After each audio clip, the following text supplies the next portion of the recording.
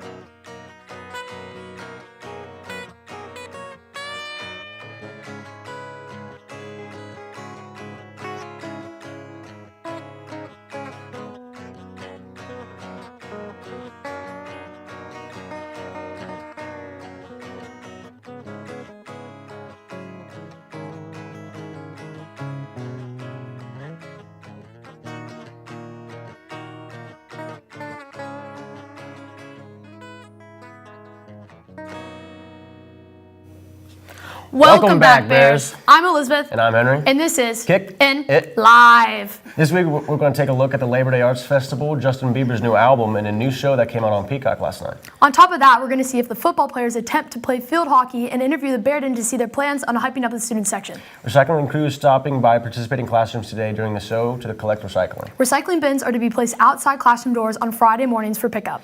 Also, the recycling club volunteers ask that the beverages containers be emptied before placing into the recycling bins. The Labor Day Arts Festival happened on Monday on, you guessed it, Labor Day, and welcomed over 14,000 visitors during the 7 hours it was open. The Labor Day Arts Festival started nearly 60 years ago, and this year, 120 artists and 100 community volunteers made the event possible.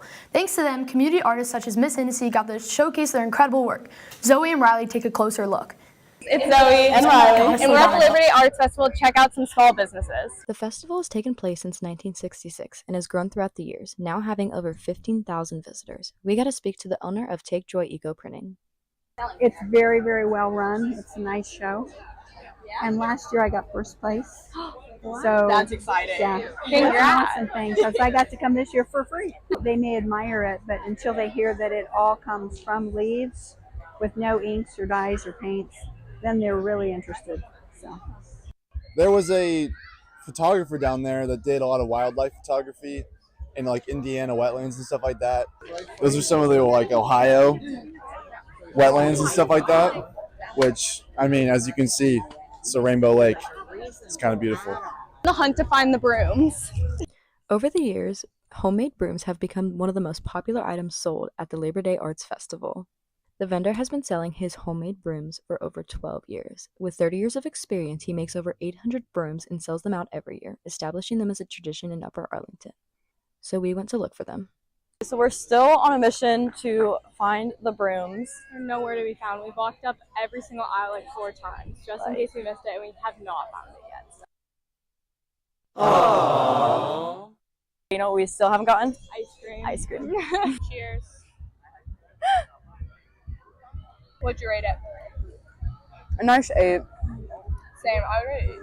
Yeah. It's really good. We have a tradition of coming together every year, and we normally hit up the ice cream truck, so. Yes. Yeah, it's always cool seeing like what new people are here and all the like different forms of art. This is the beach chair I sit in at my beach. I eat lunch. I eat lunch at this restaurant. So everything I paint has meaning, and it's a memory. Yeah, I gotcha. Yeah. First we can see it. Oh my goodness. The festival had activities for the little ones, including craft tables, which they clearly enjoyed. We ended the day checking out the band and enjoyed the experience of being in a community that this festival helps bring. And Zoe Stefanik, reporting for the WARL. There was a lethal drone strike conducted by the United States on a boat in the southern Caribbean, killing 11 supposed members of a notorious Venezuelan gang.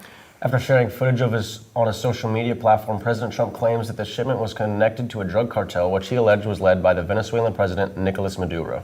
Reuters reported this morning that the U.S. is deploying 10 U.S. fighter jets to Puerto Rico to fight drug cartels. And the President Trump signed an executive order yesterday to rename the Pentagon to the Department of War. On a different note, according to Fox News, 18,569,000 people watched Ohio State's 14-7 win over Texas. This broke the record of the most viewers ever for a Week 1 college football game. Let's toss it over to sports. Happy Friday, Bears. I'm Connor. And I'm Katie. On Tuesday, the girls' field hockey team defeated Columbus Academy in a 7-on-7 sudden death overtime. Playing with a player down, the Bears wasted no time, as junior Vivian Swery scored the winning goal just 40 seconds with an assist from junior Caroline Overmeyer. Our football Bears went head-to-head with Olentangy Berlin last Friday. They beat them with a score of 16-10, with Edward Oakley scoring 3 field goals and Jaden Chittavong with a touchdown. Andrew Petzinger had an interception that sealed the victory for the Bears. Football plays Reynoldsburg tonight at 7 here in the Marv for middle school and youth football night. You can purchase tickets for the game at uahs.uaschools.org under athletics tickets. And next up, let's take a look at what happens when football players trade their helmets and pads for a field hockey stick. Charlotte reports. My name's Crystal. I'm Vivian. And I'm Caroline, and today we're teaching football players how to play field hockey. I think this is going to be an interesting experience. I think Finn will be the best. I think Trent will be the worst, least athletic out of all 3 of us. I think this is going to go pretty well because we're all around athletes. I think it will go pretty well, and Nick will be the worst. Then you get low, and it can only touch the flat side of the stick. Yeah, peep this, Trent. This is a push pass. Ooh.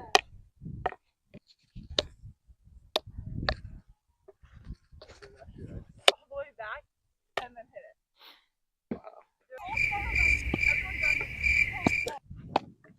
What? You got it.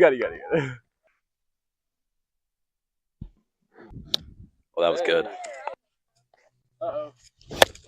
Bang! Boom! I'll show y'all how it's going.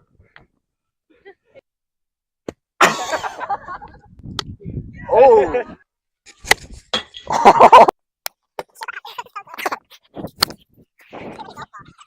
Not how you're supposed to hit it. This has been Charlotte Potts reporting for the WARL. Boys water polo hosted the Golden Bear Open last weekend, where they went undefeated against St. X, Pioneer, Sycamore, and Worthington. Girls water polo beat Worthington Kilbourne Wednesday night 14-13. Varsity girls are traveling to Cincinnati this weekend for the Princeton Invitational, where they will face Princeton, Milford, and Thomas Worthington. Girls volleyball won all 4 of their games this week against Pickerington North, Thomas Worthington, New Albany, and Central Crossing. Their record is now 10-1 as they start their in-conference games next week. Our boys soccer team played Central Crossing Tuesday night, winning with a score of 6-0. Last night, they came out with a 1-0 win against Dublin Jerome, with Sean Mankowski scoring a goal and goalkeeper Ethan Gray with a shutout game. Girls soccer had a tough loss last Saturday against Strongsville, losing 1-0 from a penalty kick. They bounced back this Tuesday with an 8-0 win against Central Crossing. They take on Walsh Jesuit Saturday at 10:30 in the Marv. Week 1 of the 2025 NFL season kicked off to an unexpected start yesterday as Eagles defensive tackle Jalen Carter was ejected before the game even started for spitting on the Cowboys quarterback Dak Prescott. The Dallas Cowboys fell to the Philadelphia Eagles with a score of 20-24. The Bengals and Browns are matched up on Sunday, September 7th for the Battle of Ohio. Kickoff is at 1 p.m. and can be watched on Fox Sports, Hulu Plus Live TV, and NFL Plus. Coming off their 14-7 win against the Texas Longhorns, the number 1 ranked Ohio State Buckeyes will be playing against Grambling State tomorrow at 3:30 p.m. The game is available to watch on Fox Sports, Fubo, and Sling TV. Let's pass it over to Emerson and Riley on Community. Welcome to Community Bears. I'm Riley. And I'm Emerson.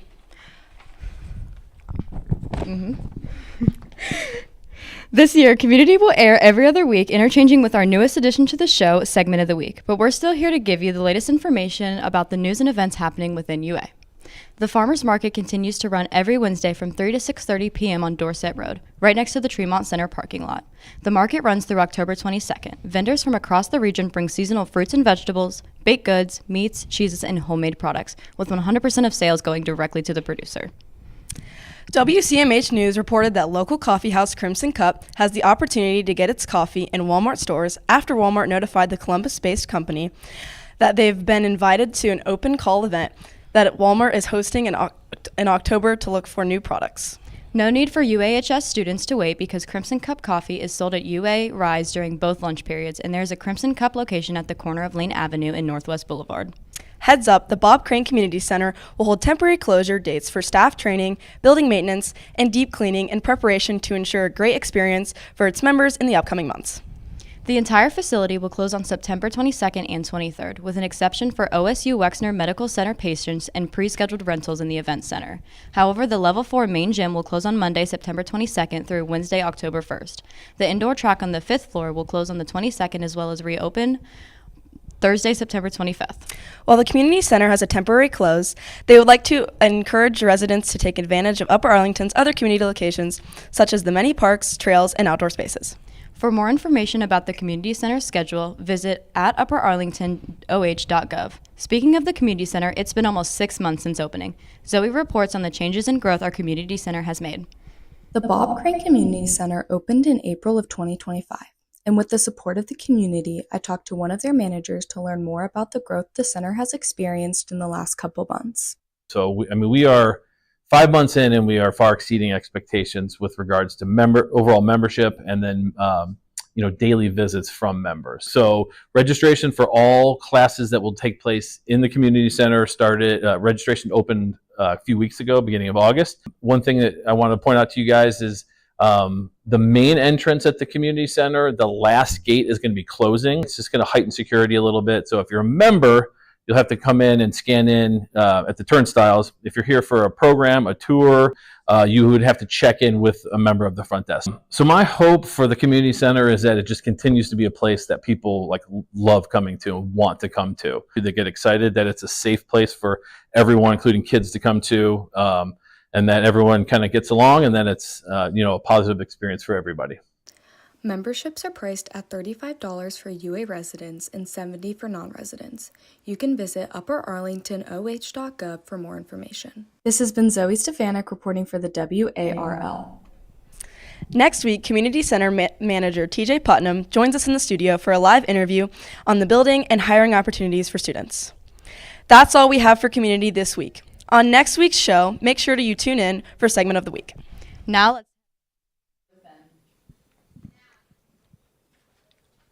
Bear Den is the official club for the UAHS Athletic Student Section. Joining me are two of our Bear Den presidents, Connor Canay and Evie Jones. Evie, can you tell us what a Bear Den president's job is? So we meet every Monday and we decide game of the week and the theme for that game. And then also we'll be attending that game and help leading the student section. Connor, can you explain the standards for the student section? The standards are that everyone has to come to every single game and show up for your team. You got your family around you. Make sure you're there for them, cheering on every single chance you get. Evie, what made you want to become a Bear Den president? Well, I just remember my freshman year seeing how fun it looked, and I loved all the student sections, all the themes, and I knew I always wanted to be a part of it. And where can we find you guys on social media? So we're most active on our Snapchat, the Bear Den, and we're also very active on Instagram, so follow us, and we'll be posting updates on our Snapchat during the game of the week. Connor, what's going on at the Marv tonight? Tonight, the Bears are about to BTA Reynoldsburg. It's going to be 56-0. Make sure y'all show up in your beach theme. And Evie, what do we run? We run this beach. Yeah. Thank you guys for coming in. We're going to kick it to live on location. 2, 1, go ahead. Welcome back, Bears, to another episode of Live on Location. I'm Rory McPherson. And I'm Lulu Bonker. This one's going to be a bit of a short one, but it is just as important. It is a windy day on Kenny Road, and we are here in front of all the small businesses like Honey Dip Donuts and the others right behind me. But unfortunately, all these businesses, like the ones you see behind me, are at risk of shutting down. Mind telling us more about the situation? I have a petition here that we could sign that says, we, the undersigned, and the Honey Dip Donuts, Iconis Pizza, Santa's Flores, Health Markets Insurance, and other tenants of Kenny Road. Small, local, and family-owned businesses that have served our community for decades. Developers want to demolish these shops and force out the families who run them, and we say no. You can help these businesses. You can help by signing this petition and stop the businesses from going out of business. We do not want these businesses to close down. Been practicing that one. I'm sorry, everybody. But that is all we have time for today. I told you I was going to be a bit of a short one. This has been Rory McPherson. And Lulu Bonker. Reporting for Live. Let's kick it back to the studio for Maine with Javi, with Henry, and Elizabeth Poling. Hey Henry, have you ever thought about what it takes to get on Saturday Night Live? I mean, yeah, you definitely have to be funny, quick, and not afraid to make a fool out of yourself. Well, new comedians Ben Marshall, Veronica Skowalski, Jeremy Culane, Kim Patterson, and Tom Brennan are getting the opportunity this year. Season 51 is looking pretty bright for SNL, as last year they averaged 8.1 million viewers across platforms and showed a 12% increase in viewership. These new additions to the cast bring fresh energy and can be seen as a long-term ritual to keep the program dynamic and relevant. Those shows are live on Saturday nights on NBC at 11:30. This season will take place on October 4th. The new mockumentary-style show, The Paper, was released on Peacock yesterday, and WCMH Channel 4 reported that the show, which follows a small-town newspaper in Toledo, Ohio, gained insight on what it's like to run a newspaper from the Lantern News organization at Ohio State University. Justin Bieber's Swag 2 dropped in the early hours of this morning after some delays from the initially promised midnight release time. You can now listen to Swag 2 on streaming platforms such as Spotify, Apple Music, and YouTube Music. Legendary Italian fashion designer Giorgio Armani died yesterday. Major news publications stated that the fashion icon revolutionized fashion with his designs worn on the runway, red carpet, in films, and by celebrities. Well, Bears, that's all we have for you today. Hope you guys have a great Friday, and we'll see you at tonight's football game. Thanks for watching. Bye. In general, and that's just what we do when we're kicking it with you. So you wanna know something new? Say, go, you come kick it